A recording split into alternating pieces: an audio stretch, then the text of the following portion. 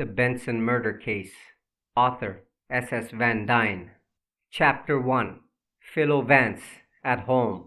Friday, June 14, 8:30 a.m. It happened that, on the morning of the momentous June the 14th, when the discovery of the murdered body of Alvin H. Benson created a sensation which, to this day, has not entirely died away, I had breakfast with Philo Vance in his apartment. It was not unusual for me to share Vance's luncheons and dinners, but to have breakfast with him was something of an occasion. He was a late riser, and it was his habit to remain incommunicado until his midday meal. The reason for this early meeting was a matter of business, or rather, of aesthetics. On the afternoon of the previous day, Vance had attended a preview of Vollard's collection of Cézanne watercolors at the Kessler Galleries, and having seen several pictures he particularly wanted, he had invited me to an early breakfast to give me instructions regarding their purchase. A word concerning my relationship with Vance is necessary to clarify my role of narrator in this chronicle. The legal tradition is deeply embedded in my family, and when my preparatory school days were over, I was sent, almost as a matter of course, to Harvard to study law. It was there I met Vance, a reserved, cynical, and caustic freshman who was the bane of his professors and the fear of his fellow classmen. Why he had chosen me, of all the students at the university, for his extra-scholastic association, I have never been able to understand fully. My own liking for Vance was simply explained. He fascinated and interested me, and supplied me with a novel kind of intellectual diversion. In his liking for me, however, no such basis of appeal was present. I was, and am now, a commonplace fellow, possessed of a conservative and rather conventional mind. But, at least, my mentality was not rigid, and the ponderosity of the legal procedure did not impress me greatly, which is why, no doubt, I had little taste for my inherited profession, and it is possible that these traits found certain affinities in Vance's unconscious mind. There is, to be sure, the less consoling explanation that I appealed to Vance as a kind of foil, or anchorage, and that he sensed in my nature a complementary antithesis to his own. But whatever the explanation, we were much together, and, as the years went by, that association ripened into an inseparable friendship.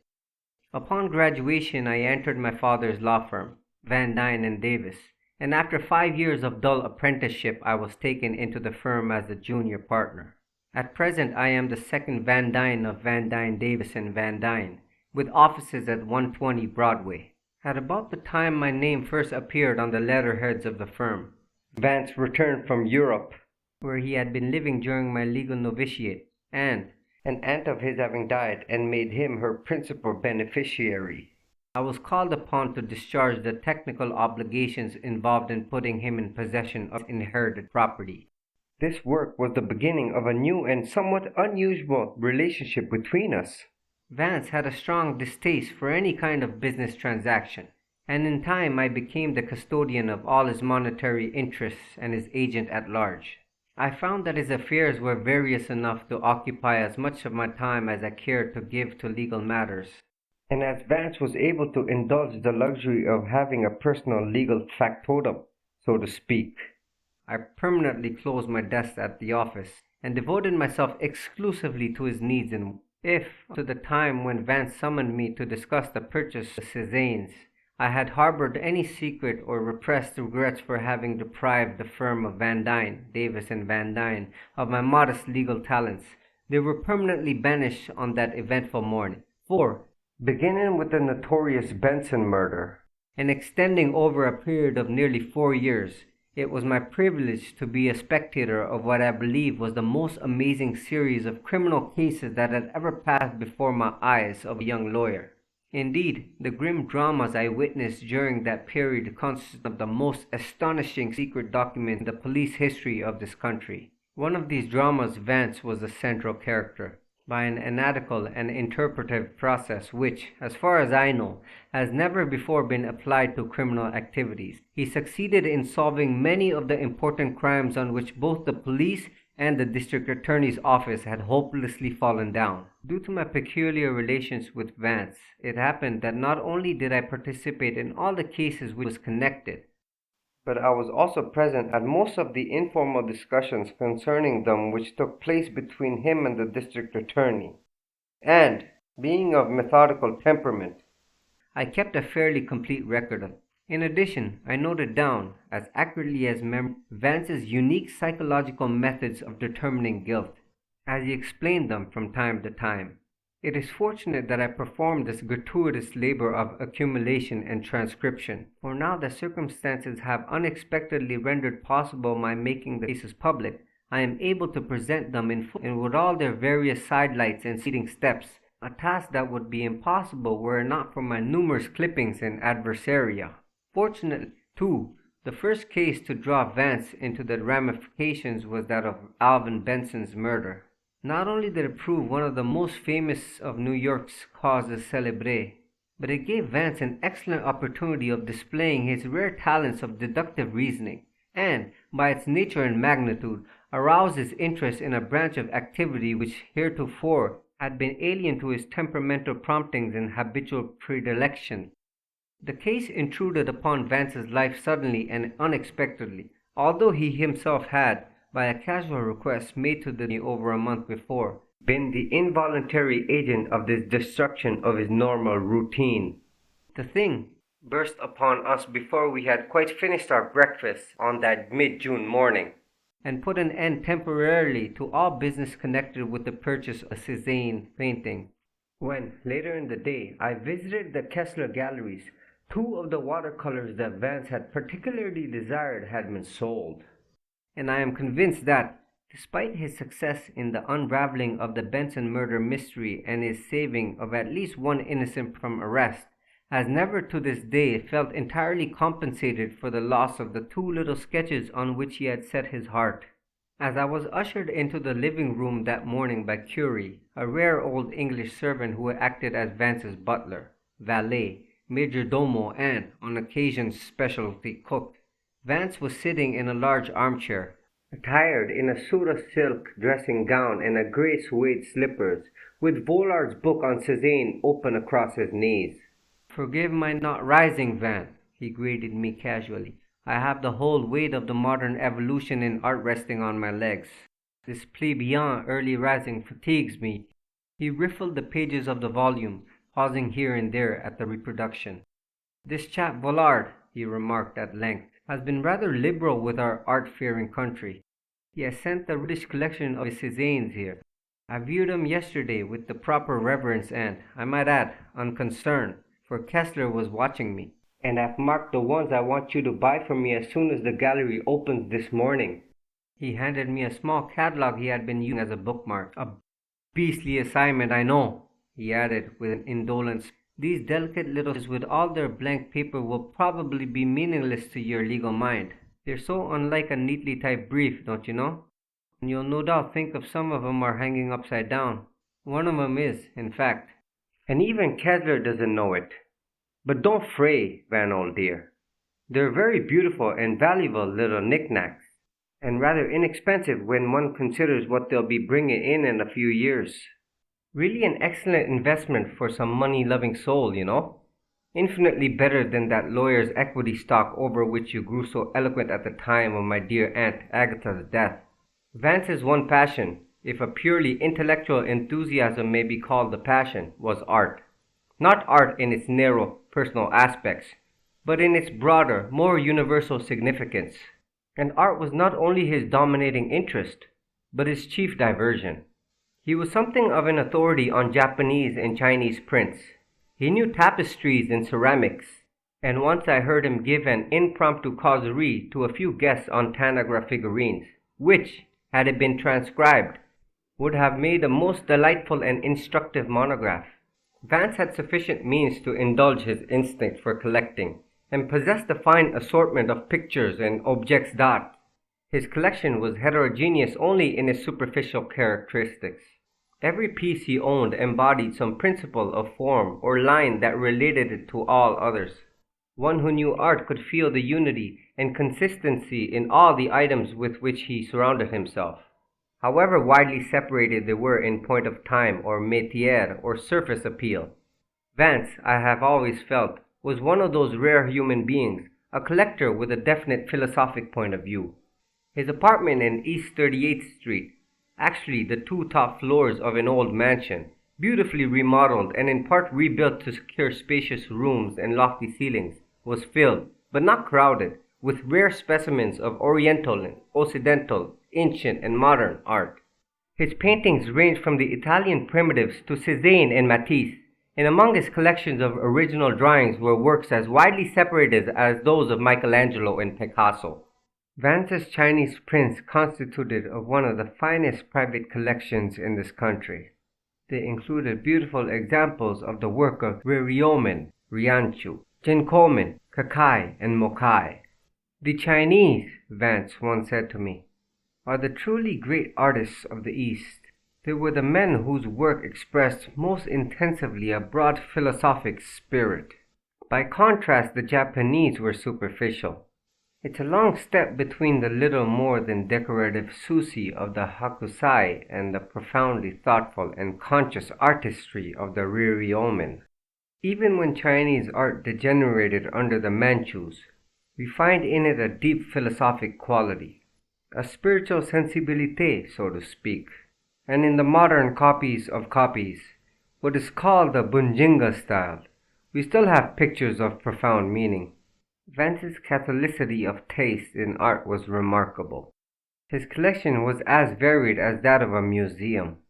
It embraced the black-figured amphora by Amasis, a Proto-Corinthian vase in the Aegean style, kobacha and Rhodian plates, Athenian pottery, a 16th century Italian holy water stoup of rock crystal, pewter of the Tudor period, several pieces bearing the double rose hallmark, a bronze plaque by Cellini, a triptych of Limoges enamel, a Spanish retable of an altarpiece by Valfogona, several Etruscan bronzes, an Indian Greco-Buddhist, a statuette of the goddess Kuan Yin from the Ming dynasty, a number of very fine Renaissance woodcuts, and several specimens of Byzantine, Carolingian, and early French ivory carvings.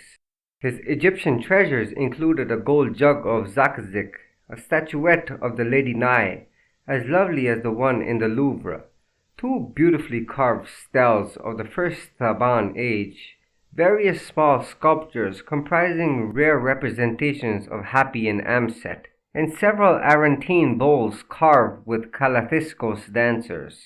On top of one of his embayed Jacobean bookcases in the library, where most of his modern paintings and drawings were hung, was a fascinating group of African sculpture, ceremonial masks, and statuette fetishes from French Guinea, the Sudan, Nigeria, the Ivory Coast, and the Congo. A definite purpose has animated me in speaking at such length about Vance's art instinct, for, in order to understand fully the melodramatic adventures which began from him on that June morning, one must have a general idea of the man's penchants and inner promptings. His interest in art was an important, one might almost say the dominant, factor in his personality. I have never met a man quite like him, a man so apparently diversified, and yet so fundamentally consistent. Vance was what many would call a dilettante, but the designation does him injustice. He was a man of unusual culture and brilliance. An aristocrat by birth and instinct, he held himself severely aloof from the common world of men. In his manner there was an indefinable contempt for inferiority of all kinds. The great majority of those with whom he came in contact regarded him as a snob. Yet there was in his condescension and disdain no trace of spuriousness. His snobbishness was intellectual as well as social. He detested stupidity even more, I believe, than he did vulgarity or bad taste. I have heard him on several occasions quote Fouché's famous line, "C'est plus qu'un crime, c'est une faute," and he meant it literally. Vance was frankly a cynic, but he was rarely bitter. His was a flippant, juvenilian cynicism. Perhaps he may best be described as a bored and supercilious, but highly conscious and penetrating spectator of life.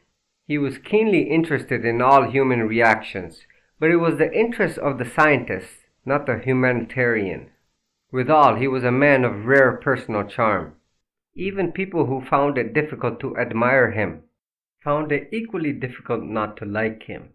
His somewhat quixotic mannerisms and his slightly English accent and inflection, a heritage of his postgraduate days at Oxford, impressed those who did not know him well as affections. But the truth is, there was very little of the poseur about him. He was unusually good-looking, although his mouth was aesthetic and cruel, like the mouths on some of the Medici portraits. Moreover, there was a slightly derisive hauteur in the lift of his eyebrows. Despite this aquiline severity of his lineaments, his face was highly sensitive. His forehead was full and sloping.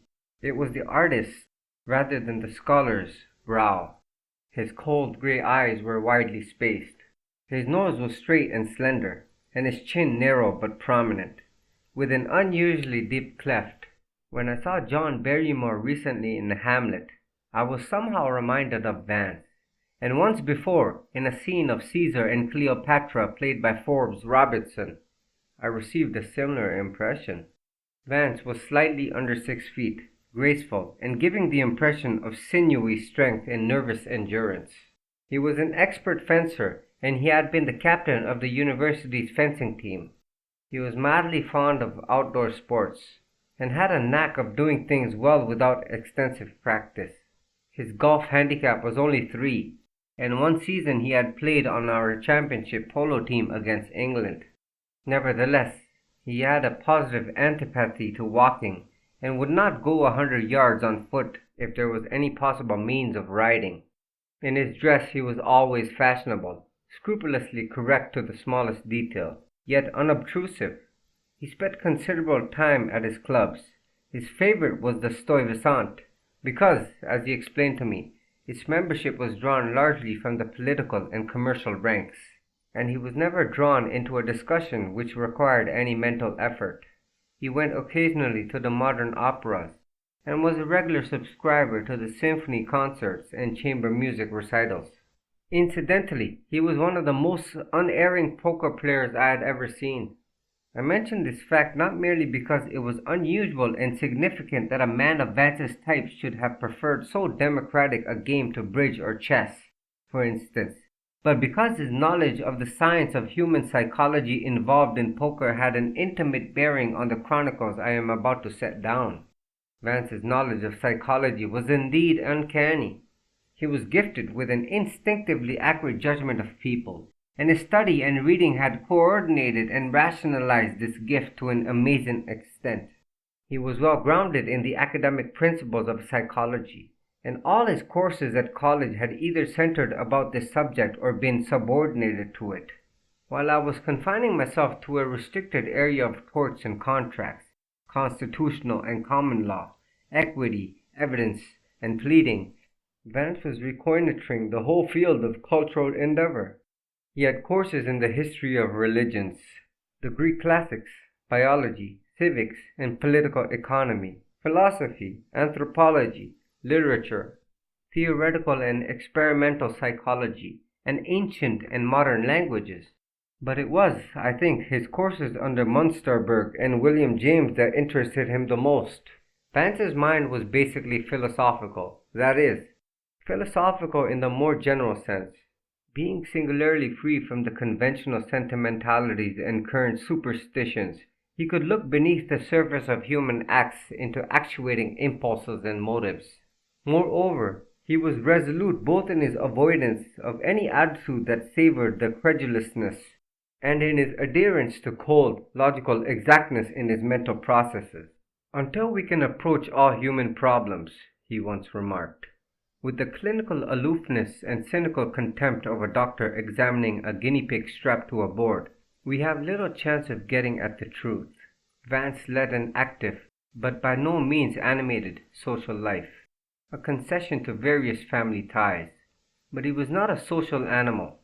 I cannot remember having met a man with so undeveloped a gregarious instinct, and when he went forth into the social world it was generally under compulsion. In fact, one of his duty affairs had occupied him on the night before that memorable June breakfast. Otherwise, we would have consulted about the Cézannes that evening before, and Vance groused a good deal about it while Curie was serving our strawberries and eggs Benedictine. Later on I was to give profound thanks to the god of coincidence that the blocks had been arranged in just that pattern, for had Vance been slumbering peacefully at 9 o'clock when the district attorney called, I would probably have missed 4 of the most interesting and exciting years of my life, and many of New York's shrewdest and most desperate criminals might still be at large. Vance and I had just settled back in our chairs for our second cup of coffee and a cigarette when Curie, answering an impetuous ringing of the front doorbell, ushered the district attorney into the living room. "By all that's holy!" he exclaimed, raising his hands in mock astonishment. "New York's leading flaneur and art connoisseur is up and about!" "And I am suffused with blushes at the disgrace of it," Vance replied. It was evident, however, that the district attorney was not in a jovial mood. His face suddenly sobered. "Vance, a serious thing has brought me here. I'm in a great hurry, and merely dropped by to keep my promise.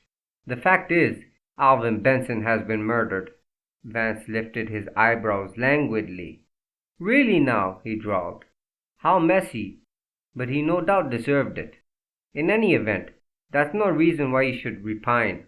Take a chair and have a cup of Curie's incomparable coffee." And before the other could protest, he rose and pushed the bell button. Markham hesitated a second or two. "Oh well, a couple of minutes won't make any difference, but only a gulp," and he sank into a chair facing us.